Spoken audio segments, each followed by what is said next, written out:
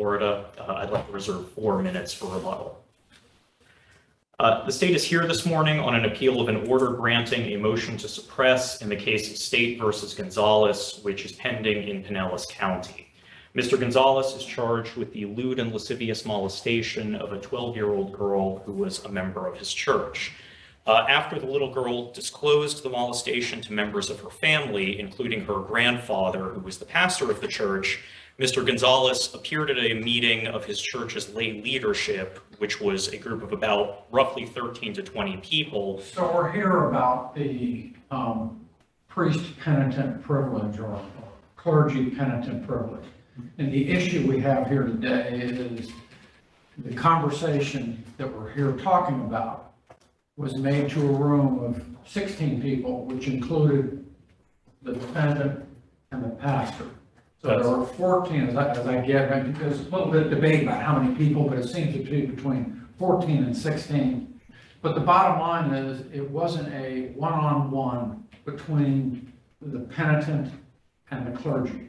It was a discussion to the room, it was an apology to the room, and it was videotaped. And the defendant knew it was being videotaped. And the defendant was actually speaking to the victim's mother, who was not present in the videotape. So the question is, does that qualify or not, right? That's exactly right. So here's my, I didn't mean to jump into it, but it's a very interesting issue. And you all briefed it very well. So I kind of wanted to get into it so we really can discuss it. So the question really is, were these people there in furtherance of the priest-penitent relationship? Because there's some commentary in the statute that basically allows that to occur. So it doesn't have to be singular. So to me, the question is, did he have a reasonable expectation of privacy? Did he really think this was going to be a private conversation, even though it was more than just he and the pastor, and there were 14 other people, which might pass muster? But the question is, did he reasonably have an expectation that it would be disseminated everywhere else? I think that's correct, Your Honor, and I believe it essentially comes down to 2 questions. The first is, were the other people present in furtherance of the communication within the meaning of that phrase as used in the statute? And secondly, even if they were, did he have a reasonable expectation of privacy in these communications? And of course, for not just the clergy communication, but for any, not just for the clergy communications privilege, but for any privilege, the statement has to be made when the speaker has a reasonable expectation of privacy. And the comments to the clergy communications privilege statute explain that the statements must be made under circumstances to ensure confidentiality. And it goes on to explain that statements made under circumstances where confidentiality cannot be expected, for example, in public facilities or large groups, are not privileged. And in this case, as you said, this was, with respect to the reasonable expectation of privacy, this was a statement made, these were admissions made in front of a meeting of approximately 14 to 20 people. As you said, there was some vagueness as far as how many people exactly attended the meeting. One witness said that she believed it might have been as many as 20 people, but she was uncertain because she was sitting in the front row and people were coming in late. But wasn't there some sort of representation to him that this was going to remain confidential? So there was actually no testimony of that, Your Honor. What the pastor said is that there was, and he testified at the evidentiary hearing, was that there was an understanding that the meeting would be confidential, but that it was never directly stated.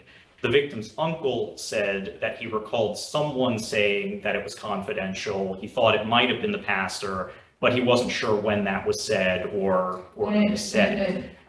The pastor believed it was to be confidential. The pastor, it seems, subjectively believed that. Yes, Your Honor.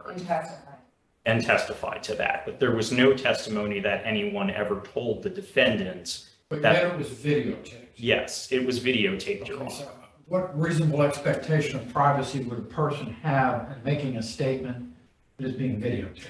A person would have no reasonable expectation of privacy under those circumstances, Your Honor. He was aware that he was being videotaped. We can see that on the video. The video camera was right in front of him. At one point, the pastor told him that he was there to apologize to the entire church, and the defendant pointed at the camera and noted that the victim's uncle was recording. And then the victim's uncle said something in response. According to the transcript, the victim's uncle said something to the effect of, "I have the right to complain about it." Not entirely sure what he meant by that, but in any event, the defendant did not press the point, and he then proceeded, again with the camera still recording, still right in front of him, to admit to having forcibly kissed the child victim. So is this, is it your point here that this is some sort of execution of like his penance? Well, Or punishment for what had happened? as far as his, Or- I think his subjective belief as far as what the purpose of the communication was is not really relevant to these circumstances. I mean, he may have been, the language used at the meeting indicates that this was some type of religious confession, but he also seems to have been apologizing first to the victim's mother and then directly to the members of the church. It seems, I mean, I think one can infer from the video that his purpose in doing this was to at least partly to dissuade the victim's family from going to the police. But that's really a separate question from whether he had a reasonable expectation of privacy under the circumstances. The statement also has to be made to a member of the clergy. Correct.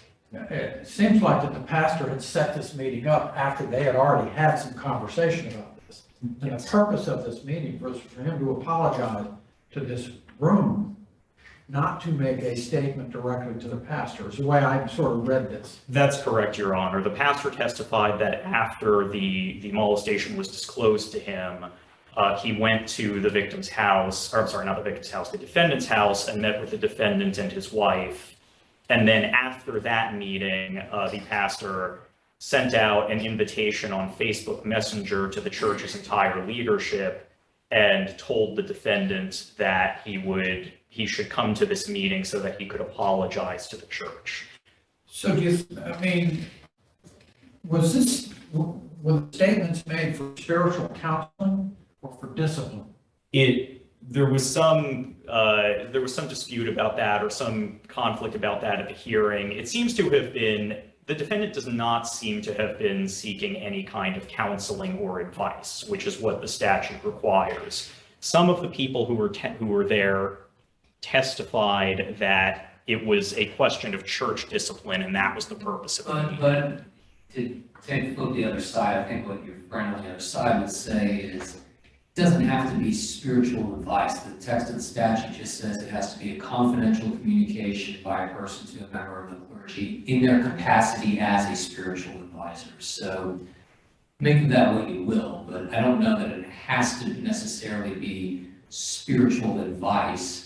Well, that's what the statute says, Your Honor. It says a communication between a member of the clergy and a person is confidential if made privately for the purpose of seeking spiritual counsel and advice from the member of the clergy in the usual course of his or her practice or discipline. So that is a requirement of the statute. What then do we do with the scenario, and I don't pretend to have a good understanding of this particular denomination, but what do we do with the scenario when you may have, the statute seems to contemplate a clear dividing line between clergy and laity. What do you do with a scenario where you have lay leadership that takes on what sounds like maybe some kind of spiritual advice capacity, this leadership team, which may exist in certain denominations? How do we make that kind of parcel? I think that would be a fact-based question as to whether those individuals that the person was communicating with generally perform functions that conform to those of a priest, rabbi, or minister. Here, though, there was really no dispute that the people who attended this meeting were not clergy. The trial court found that they were not clergy. It was very clear at the meeting that these were volunteer lay leaders and that they were considered leaders because they were in charge of different aspects of the church. Some of those people were in charge of religious things like prayer, but in the defendant's case, he was considered a leader because he was the basketball coach. So I think everyone would agree that that is not a, Coach is not a clergy. exactly, Your Honor. So here, there's not really a dispute as far as that point. So this privilege did not exist at common law, correct? That is correct, Your Honor. Merely a creature of statute. Yes, So we must interpret it, of course, strictly? that's correct, Your Honor. So the state's position is that this does not meet the language of the statute. It was not a private communication. It was not a communication between the defendant and the members of the clergy.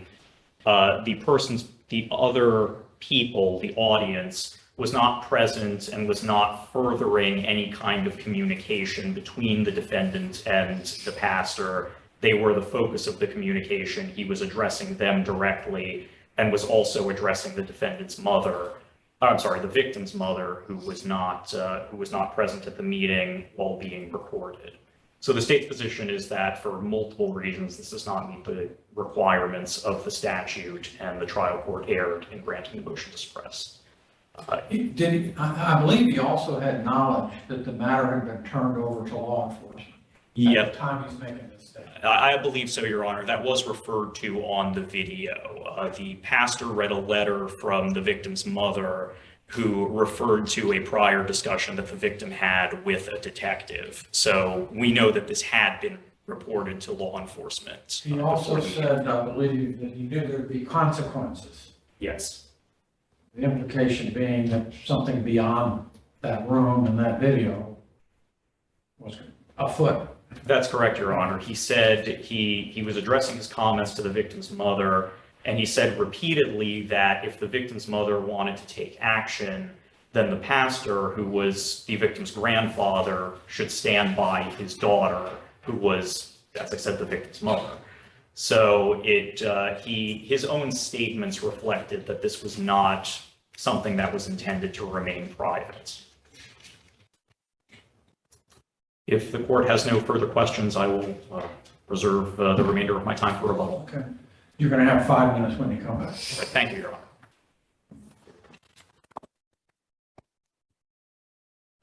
Warren, Good morning, Your Honor. May it please the court, my name is Frank Bain, and I represent Juan Martin Gonzalez, the defendant, and. So you've heard my series of questions. You probably are thinking, this guy's not working with me. But here's the thing. I'm going to ask you the same kind of questions I asked him. And one of the things that I'm concerned about, just because this was not done in the standard pastor, priest, penitent format, that doesn't throw this out the door, right? That's correct, It's Your Honor. still very much alive and well. I believe Right. so, yes. Because the commentary does address that other people can be present in furtherance of the, whatever it is, the confession, the spiritual advice and things of that nature. So, and you've also heard the fact that the videotape is a concern. You've heard the fact that law enforcement had already been contacted, at least as I understand it. You can correct me if I'm wrong on that. So why does that not open this up beyond, the privilege? Well, that goes to the issue as to whether he had an expectation of privacy. And as we heard from the testimony, the pastor himself said that it was understood that this would be a confidential meeting. And we had heard from the uncle that it was expressly stated at some The problem point. with those words, understood, that's all we have. And the question is, who understood that? Did the defendant understand that? Or did the pastor understand that? Or did the people in the room understand that? We have nothing more than that. We don't know if, that was announced at the meeting, but we know the meeting was videotaped and we don't see it in the videotape. So what are we to do with that? It was understood. Help me understand why that's so significant without more. Well, when the pastor said it was understood, he did not specify understood by who. I think it's not a stretch to say that he meant that it was understood by everybody in that room. And when you combine that with the testimony of the Can I uncle. ask a question on that? Because it's kind of, Yes. I didn't see this in the briefing, and maybe there's nothing out there on this, but it just kind of raised my mind.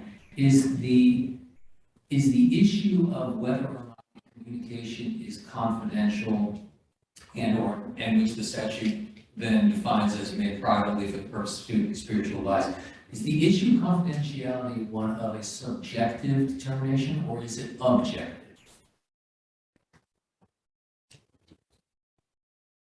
It would be objective.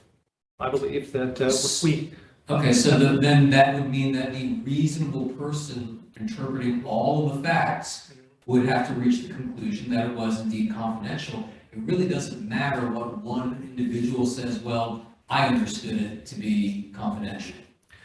Because that would be a subjective basis. well, we should have brought out perhaps more during trial testimony, that the main pastor said it was understood that the meeting would be confidential. And we combine that with the uncle's testimony that it was expressly stated by somebody. He felt it was the pastor, but we don't know for sure. Let me ask you this, okay, so this is, the statements have to be for the purpose of seeking spiritual counsel or advice. What advice or counsel did Mr. Gonzalez get after the meeting? In the state's initial brief, they parsed the words in such a way that spiritual counsel and advice, I think he refers to the dictionary that counsel and advice requires a statement that would guide him in some particular action.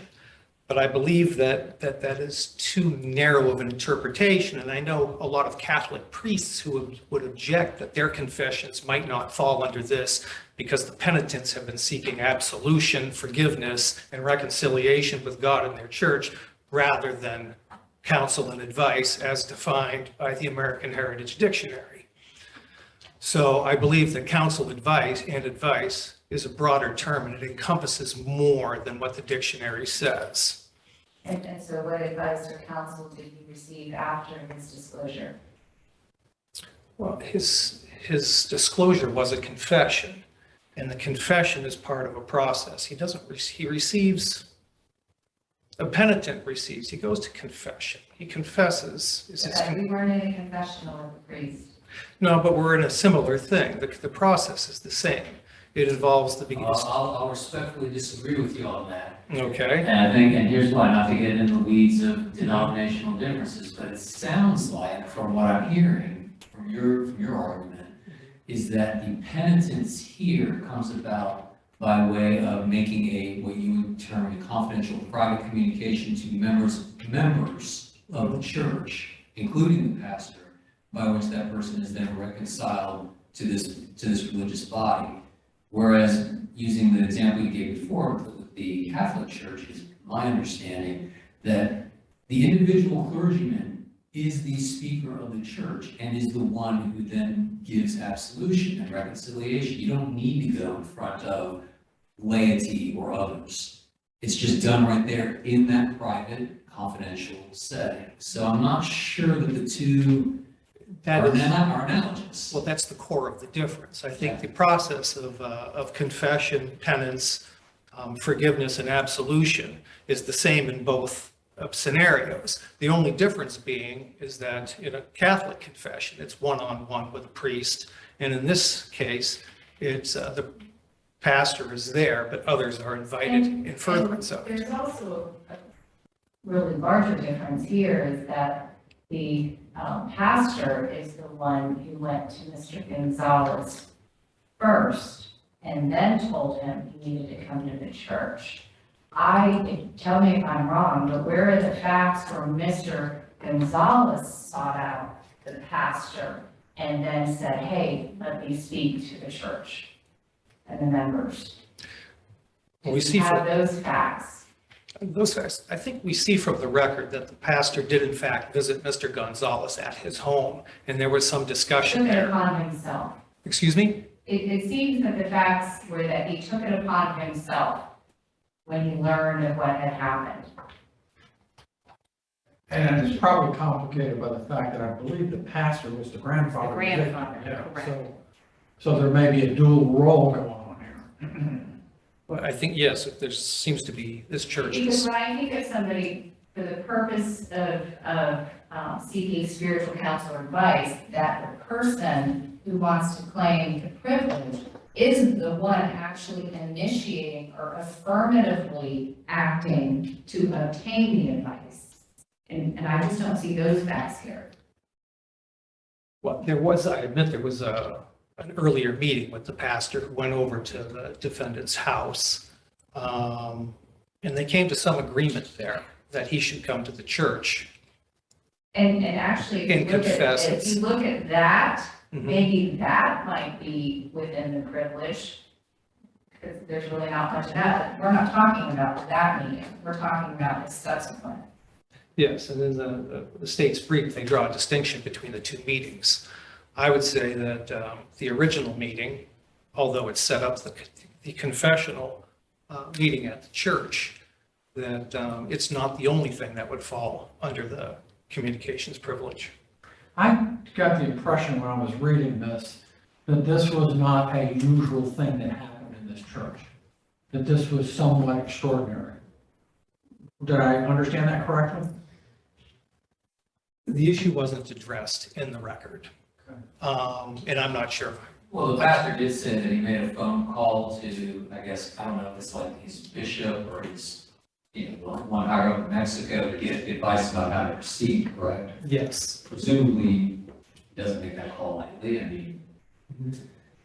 That's true. Although the pastor did have a pre-established list of people to contact on Facebook in the event that extraordinary events should occur, that he could gather them all together for a meeting. So although the particulars of this might be novel, the fact that he gathers everybody together for what he would consider a confidential meeting is not new to the church. Do you also agree, because it's very subtle in the record here, do you agree that he had knowledge at the time he was at this meeting and speaking that law enforcement was involved? I believe from the recording and from the transcript that the pastor read a letter from the victim's mother at some point during this event. And that's it. I don't recall the exact words that were in there, but it implied that there may have been a report to the police. But that was not, we have no evidence that he knew that this was reported to the police prior to coming in and prior to engaging in his confession. But during that meeting, that letter was read. Yes. Okay. And I remember what was said. It is somewhat subtle. It's, that's why I asked the question.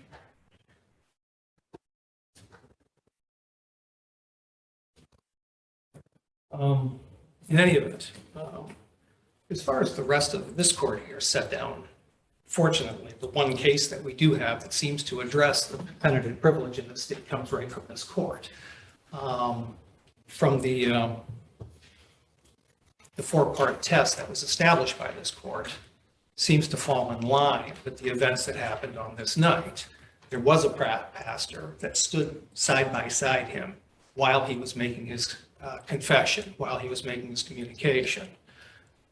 There were others in attendance, and they encouraged him along to help him, force him to make a complete confession. Confession is difficult, and sometimes encouragement is helpful.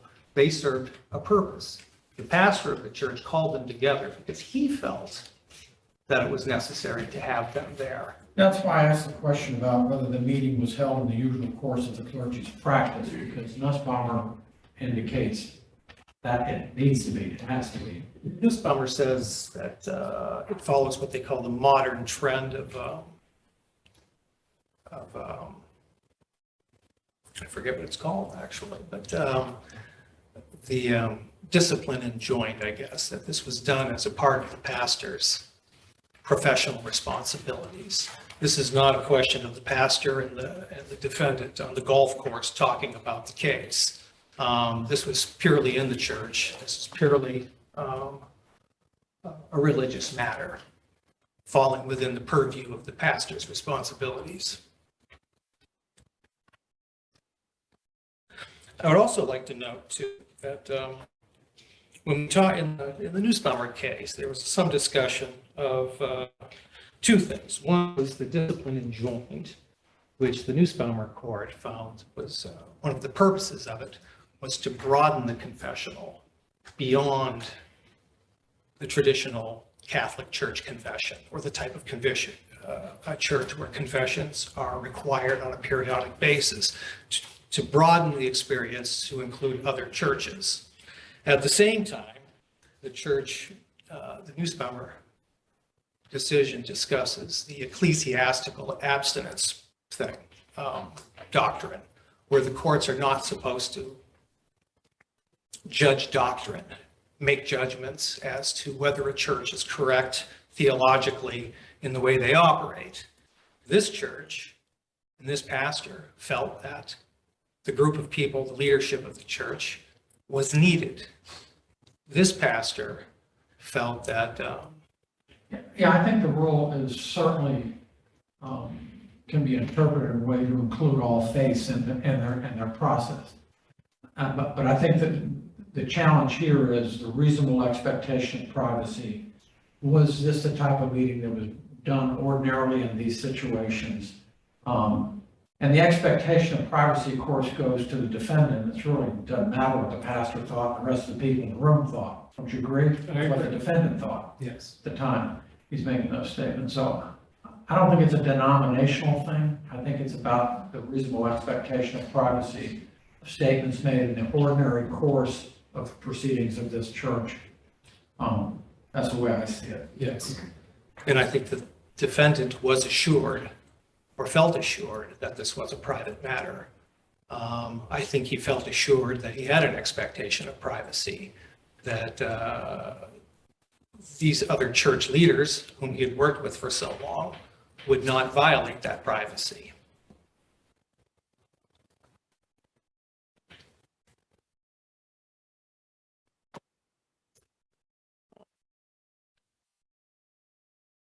I'd also like to address, I guess, although there seems to be no ruling from the Supreme Court that this church or any church has the right to a penitent privilege. There is, however, the Establishment Clause that requires that if you are going to have a penitent privilege, that it should apply to all churches, or at least it should not favor, allocate some sort of primacy to one kind of church over another. Now, in this case here, we have confession. Confessions are common to many churches. It was done a little bit differently here, but the process, aside from the extra people in the room, was the same. Well, I don't think we'd be here if this defendant had gone to this pastor's office and had a private conversation, irrespective of what denomination it is.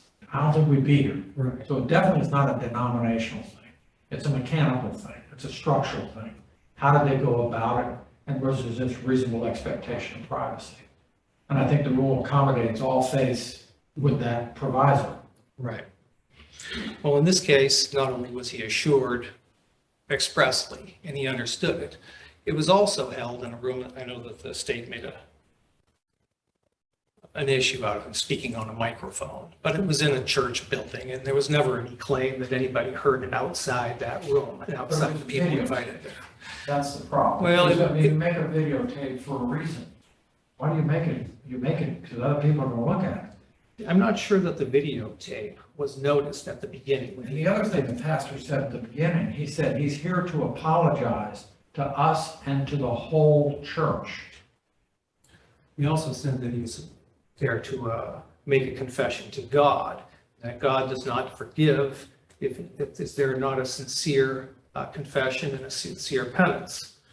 The pastor's words mimic the process of confession and reconciliation, and it's more than just apologizing to the church, although that might be a small part of it. Confess your sins and make amends and penance. You make a penance not only because you've sinned against God, but also because you've sinned against others and sinned against your church. It's mixed together. It's intertwined in a way that it cannot be separated.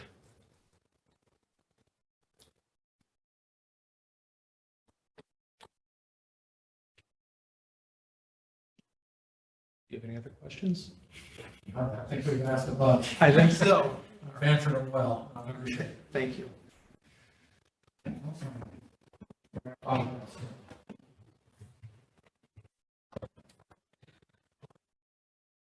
Your Honors, I'll start by addressing Mr. Bain's point that it is not for this court to judge a particular church's doctrine, and I agree with that. This issue does not require this court to make any judgment about how this church conducts its business or about how any religious organization conducts its business or how this organization compares to another. The question is simply whether, under the text of the statute, this was a privileged communication within the parameters set out by the legislature. And based on the requirements of that privilege, as the legislature has defined it, it was not. To just address the four-prong Nussbaumer test that this court has articulated, the first requirement is that the communication must be made to a member of the clergy. We know this was not a communication to a member of the clergy. It was a communication to the somewhere between 14 and 20 non-clergy members who were at the meeting. The second requirement is that the confider must make the communication for the purposes of seeking spiritual counseling and advice.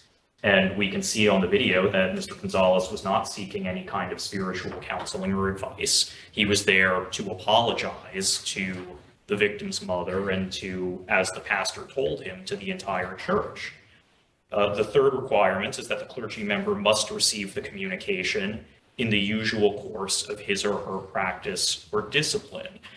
As the court indicated in some of its questions, there really was no evidence that this practice of having someone apologize to the entire church was anything that was done in the usual course of the church's practice. In fact, the evidence indicated the opposite.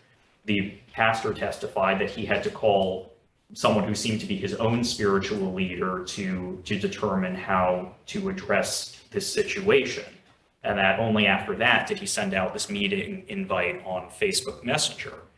And then finally, the communication must be made privately and must not be intended for further disclosure except to other persons present in furtherance of the communication. And that privacy requirement, I think, as has been discussed, is an objective one that requires an objective, reasonable expectation of privacy on the part of the person making the communication. And for all of the reasons we've discussed, there could be no objective expectation of privacy under these circumstances. Mr. Gonzalez was addressing a large group of people, and he made the communications while he was being recorded on video and when he knew he was being recorded on video.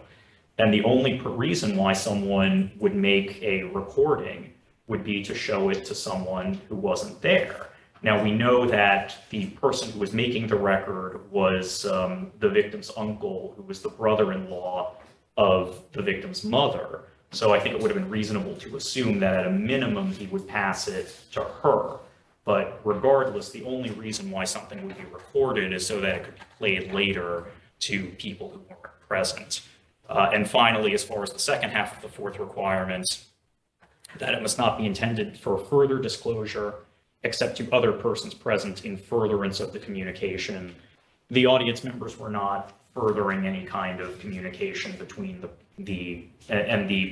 I would just emphasize it says the communication, referring back to the beginning of the statute, meaning the communication between the person and the member of the clergy. And here, the audience members were not furthering any such communication. So for all of those reasons, the state would ask this court to reverse the trial court's order suppressing the statements and remand for further proceedings. Thank you. Thank you. Very interesting case, and you both really did a great job in your briefing. Appreciate that. Help us figure this out as we deliberate. Our next case is Chesterton Capital versus Charles Yancey et al.